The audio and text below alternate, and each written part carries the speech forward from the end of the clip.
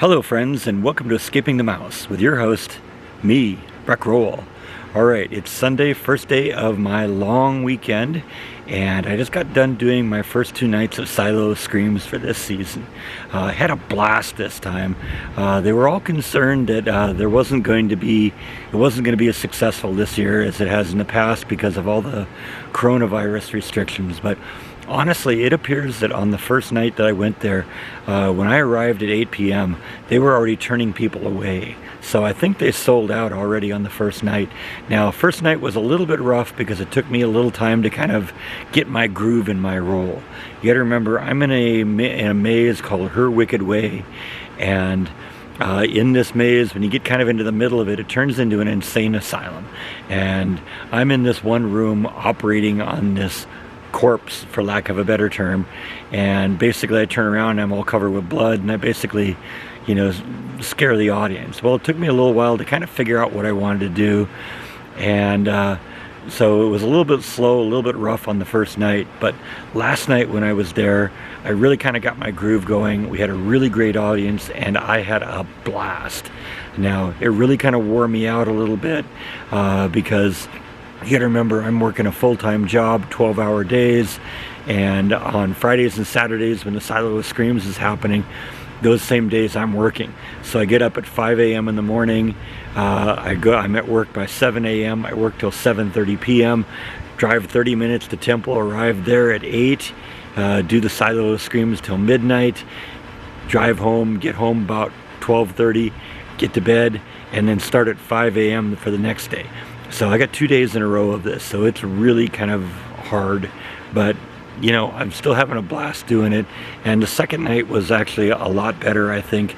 We had a really great crew there, we had a really great audience, and I kind of developed my routine, so I had a blast doing that. Now, today we're going to do another episode of Bytes and Nibbles with Breck, but before that, I have a little past business I want to take care of. You may recall in our last video that I got the shelves hooked up for the entertainment system, but I was unable to get this computer down here on the ground to come up.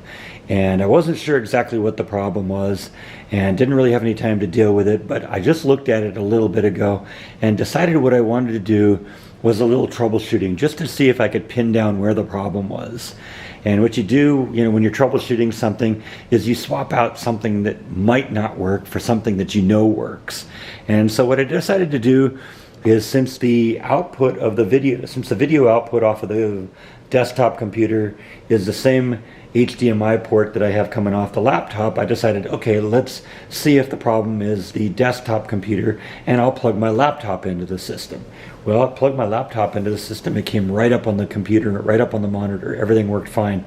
I also brought a computer monitor out of the guest bedroom and plugged it into the desktop computer, and that came up just right and worked just fine. So I'm not really sure what happened, because I then, obviously, okay, the problem isn't the cable going from the computer to the tuner, and it isn't the computer.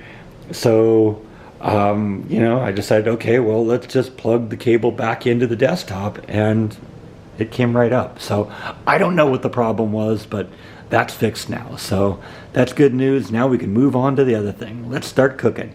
Yeah, sometimes the technical world is just like that. It's like when you go to the mechanic because your car's acting up, and you get in there and the car acts just perfectly and the mechanic can't find anything wrong with it. Then you get home and it's acting up again. Yeah, it's just one of those things. You never really get a full answer to that. Now, in today's vlog, I've decided I'm not going to do just a whole bunch of Instant Pot recipes, because let's face it, not everybody has an Instant Pot.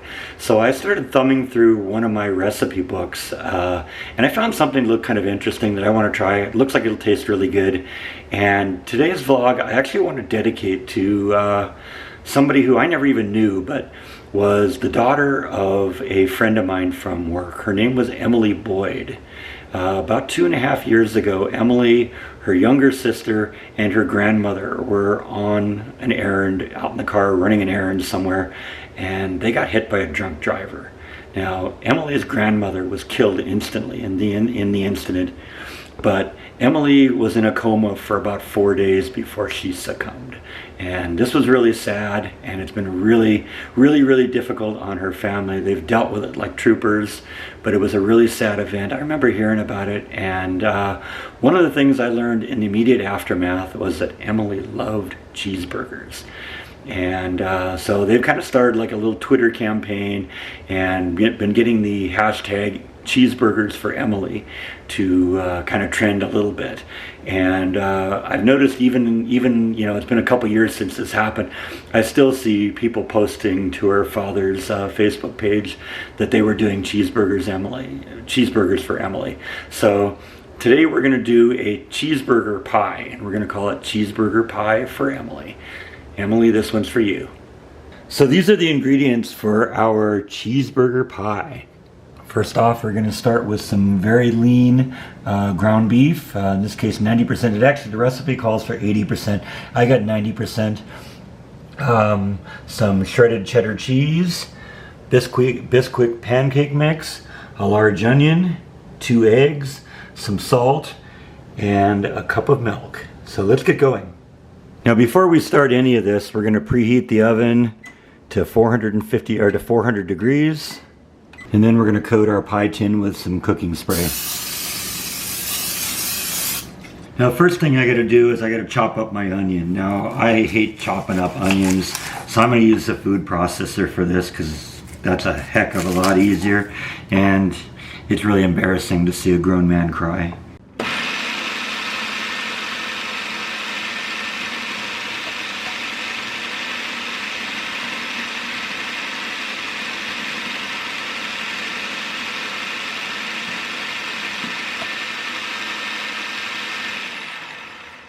So the first thing I'm going to do is I'm going to brown the beef and the onions. I'm going to do it on a medium heat. So I'm going to throw the onions in here.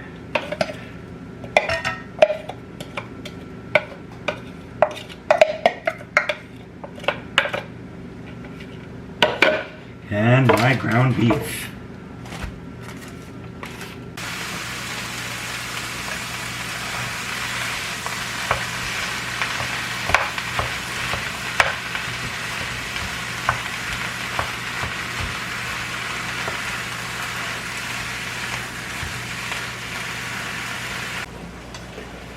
Alright, we're getting there. It's been about 10 minutes, and that's what they said it should be on the in the recipe. But that's going to be the base of our cheeseburger pie. So now I'm going to drain all the oil and grease and liquid out of here.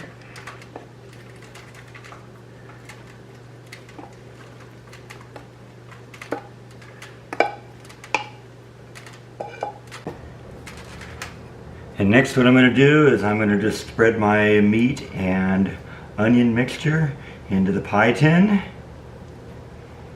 Get it in there nice and spread it around real nice. And I'm going to add my salt. And then we are going to sprinkle in 1 cup of cheddar cheese. Now I use a sharp cheddar cheese because I'm actually a fan of sharp cheddar cheese. If you aren't, you can go with a mild or a medium or whatever you like. And I'm actually looking at this. I might actually end up going with a little bit more cheese because I like cheese on my cheeseburgers, right?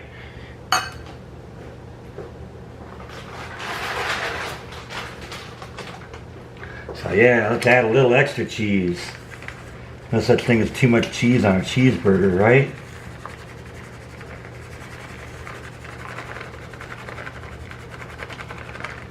And then I'm going to put that part aside for a moment, and we're going to prepare the topping. Now to complete the topping, what I'm going to do is throw in 1/2 cup of Bisquick pancake mix, 1 cup of milk, and 2 large eggs.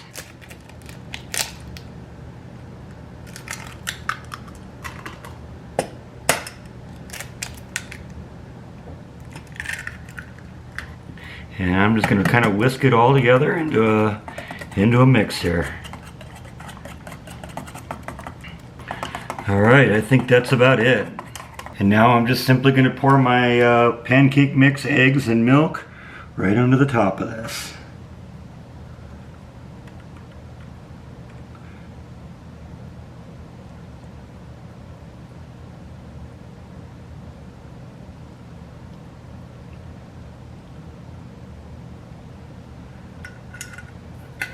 And into the oven it goes. And we're going to set the timer for 25 minutes. I got to admit, this is one of those recipes I've never tried before, so I'm not really sure what's going to come out, but the picture looks really good, so we'll see what happens in 25 minutes. This isn't done yet. It's got another 10 minutes to go, but man, I wish you could smell this. All right, 25 minutes have passed. Let's see what it looks like. Oh yeah, that looks like that might be edible. Let's pull that out and take a look at that. Oh yeah, I wish you could smell this thing. This thing smells good.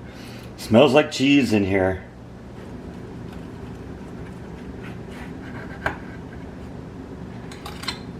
Yeah, that looks like that's going to be pretty good.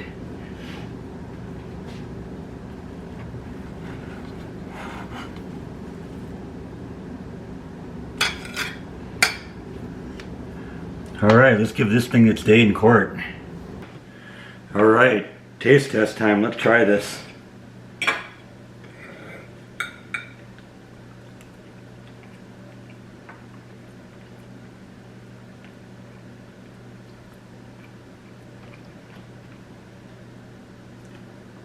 Yep, tastes a lot like a cheeseburger. It's just kind of what you'd expect.